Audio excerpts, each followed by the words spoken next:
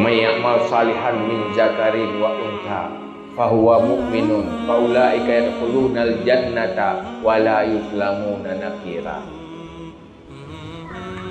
So yang beramal saleh dan beriman, syarat jin beriman yang akan pertama syurga untuk selama-lamanya, dan Allah hana zalimi kebaikan manusia. Na beruntung, na baik Allah dan pegak danyo olehnya tiat sagai tak beramal saleh ne persiap belum syurga. Nah yang lebih baik dari Allah hana kan? Maka kalau mau cari teman, bertemanlah dengan Allah. Itu yang terbaik. Berteman dengan manusia kecewa. Kaya dia ingin bergantung, bergantunglah pada Allah. Watai tak ubah dunianya hana solain yang na Allah. Maka yang paling pantas dicintai adalah yang terbaik. Hana yang terbaik selain Allah. Nah, maka Nabi ingat, in arata sahiban fallahu yakfihi.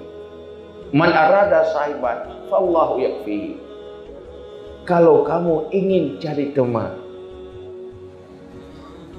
yang membantu, yang selalu menjaga kita, melindungi kita, yang pegang mana, cari bantu, fallahu yakfihi, cukup dengan Allah.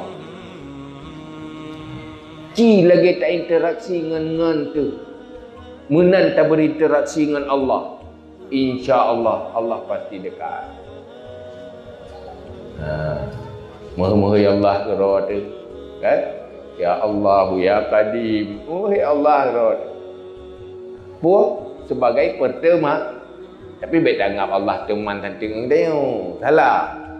Artinya yang melindungi kita, yang membantu kita. Maka baik tua ke Allah. Nya limang boh terapkan dalam mudik dia. InsyaAllah sukses bahagia. Tapi menyudik dalam dunia yang nak laulai jemput saja yang kat kemah.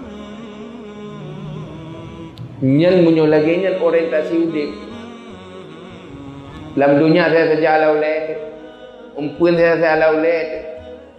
Tua ke Allah, tua ke agama, hantai tim jadikan kehidupannya sesuai dengan agama, yo akan mendapat buah bala. Yang berkali Nabi, urang udipnya hana dijadikan agama sebagai kehidupan. Udipnya menurut pikiran dan nafsu, nyo akan merempat buah bala. Gasin hang kaya-kaya, susah hang tenang-tenang, sibuk hang habis-habis. Hana ke. Nyo ke yang buah bala. Maka nyo akannya yang perle ingat.